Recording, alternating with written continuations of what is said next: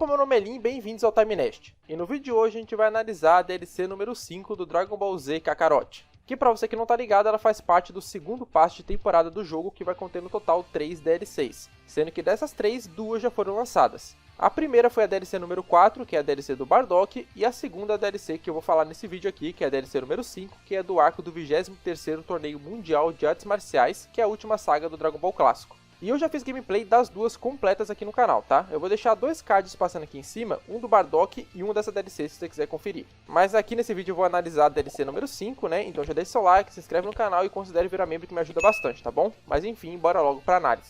Resumindo bastante esse arco do torneio que a DLC adapta, ele se passa depois que o Goku derrotou o Piccolo Daimao. Porque antes de morrer, o Piccolo Daimao soltou o filho dele aí na Terra, que é o Piccolo que a gente conhece, e o Goku precisou treinar durante 3 anos no Templo de Kami-sama para poder enfrentar o Piccolo no torneio de artes marciais. E nesse torneio, né, os amigos do Goku e outros oponentes também estão participando, e é aqui que a história começa. É nessa saga aqui que o Goku finalmente cresce e deixa de ter o corpo de criança. Mas a primeira grande surpresa dessa DLC aqui é que o Goku criança é um personagem jogável na primeira luta dela. Você utiliza ele para poder enfrentar o próprio Piccolo Daimao. E isso aqui foi realmente muito maneiro, porque ninguém estava contando que você realmente ia conseguir utilizar o Goku criança nessa DLC.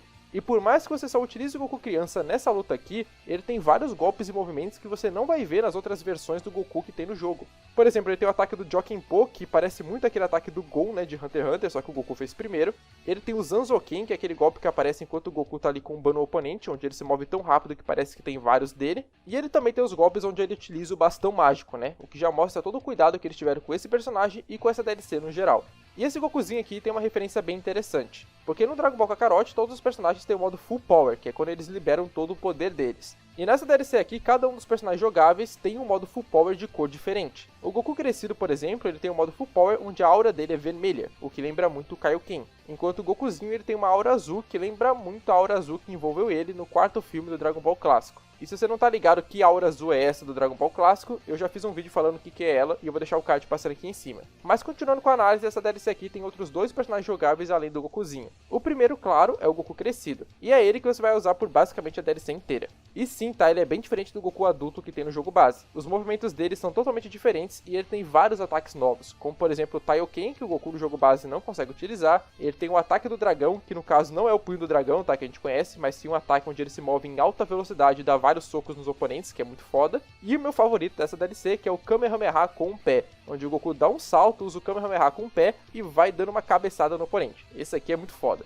Aí, claro, né, tanto o Goku crescido quanto o Gokuzinho tem o Kamehameha normal também. Outro personagem jogável dessa DLC é o Tenshinhan, que já existe no Kakarot base, mas apenas como personagem de suporte. Aqui é a primeira vez que você consegue de fato utilizar ele. As movimentações dele são bem mais simples que do Goku, mas mesmo assim ele ainda tá bem maneiro. Até porque os especiais dele são o kit completo do Tenshinhan. Tem o Dodonpa, tem o Taioken e tem o clássico Kikoho. E o maneiro do Kikoho é que se você utilizar ele no ar, né, ele faz de um jeito muito parecido com o anime. Porque no anime, geralmente, quando o Tenshinhan utiliza o Kikoho, ele dá um salto e utiliza lá de cima. E nessa DLC você consegue fazer isso daí também.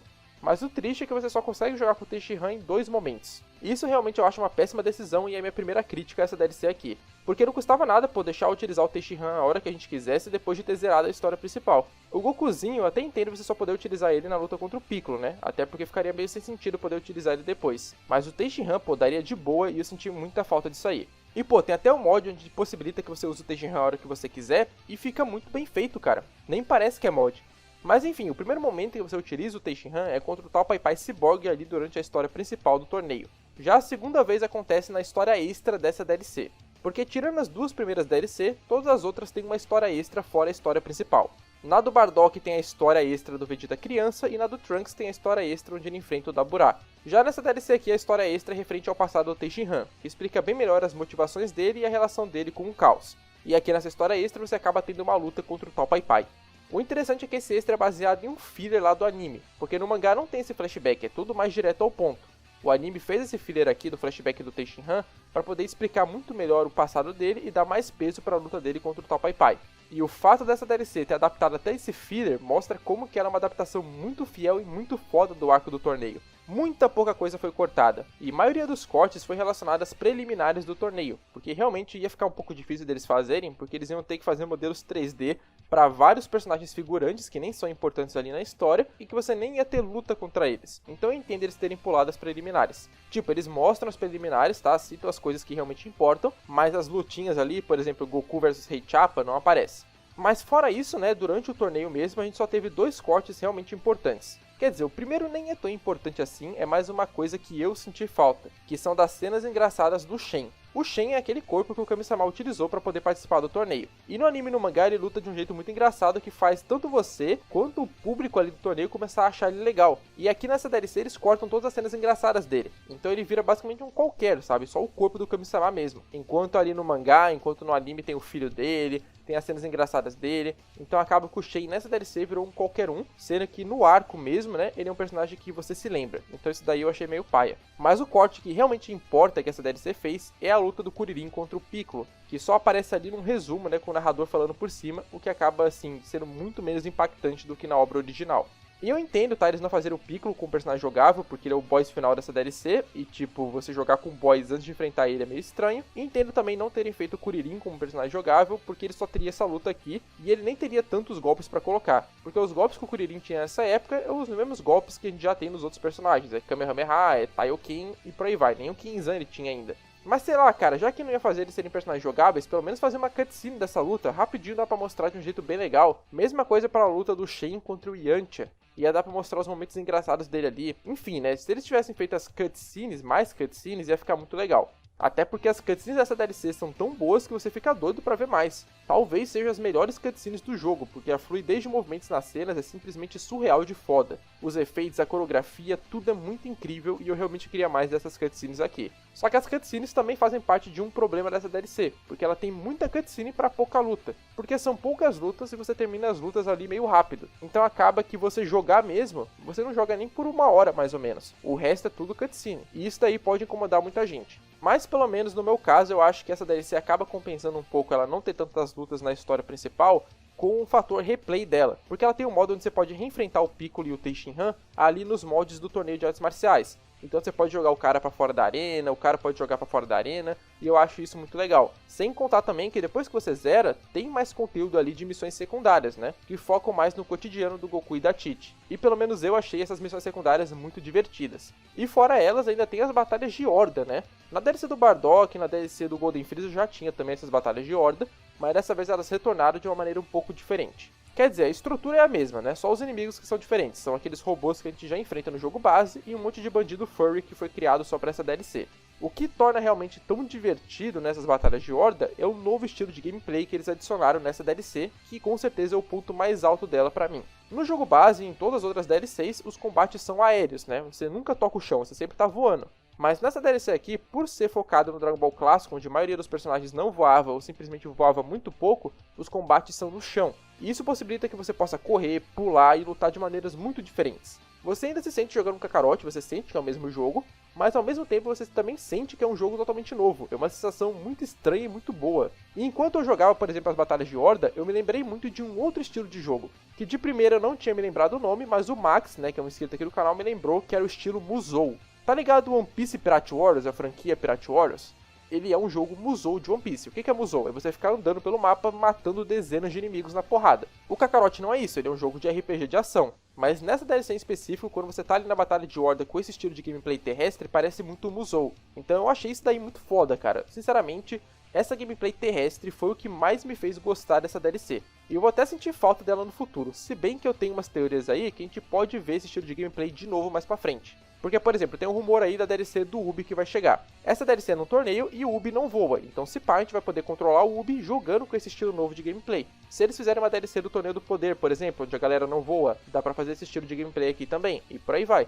E pô, o Torneio do Poder ia ficar muito foda nesse estilo de gameplay aqui, hein? Já pensou, pô, ia ser um verdadeiro Battle Royale, né? Botava todos aqueles figurantes de outros universos pra cima de você ao mesmo tempo, pô, ia ser muito foda. Mas enfim, não vamos perder o foco, porque aqui a gente tá analisando a DLC 5. E fora tudo isso que eu já comentei dela, né? Tem a questão também que ela é mais barata que a DLC do Bardock e do Trunks. Geralmente o preço médio da DLC do Bardock e do Trunks está lá para R$100, enquanto para essa DLC aqui está lá para 70. Então ela é consideravelmente mais barata que as outras, o que acaba deixando ela com um custo-benefício muito maior. E com isso dito, bora fazer um resumão aqui de todos os contras e todos os prós que eu comentei durante esse vídeo sobre essa DLC. Primeiro pros contras, né, o primeiro é que o Tenshinhan não é jogável no mundo livre, ele deveria ser. O segundo contra é que eles cortaram algumas coisas legais, como as cenas engraçadas do Shen e a luta do Kuririn contra o Piccolo. O terceiro ponto é que tem muita cutscene para pouca gameplay. E o quarto contra, que eu nem cheguei a comentar antes, é sobre as legendas em português serem bem imprecisas e erradas algumas vezes. Direto você vai achar erros de português aqui. Inclusive até chamo uma Júnior de Júnior nessa DLC, cara, não dá pra levar a sério. E além disso, eu entendo um pouco do que os personagens falam em japonês, e eu vejo que tem muitas cenas onde o personagem fala uma coisa, só que na legenda tá escrito uma coisa totalmente diferente. Mas esse problema aí com as legendas em português é uma coisa que todos os jogos de Dragon Ball têm, infelizmente. O Kakarot principalmente no jogo base. Mas enfim, pelo menos dá pra você entender, tá ligado? Então não é um problema tão grave.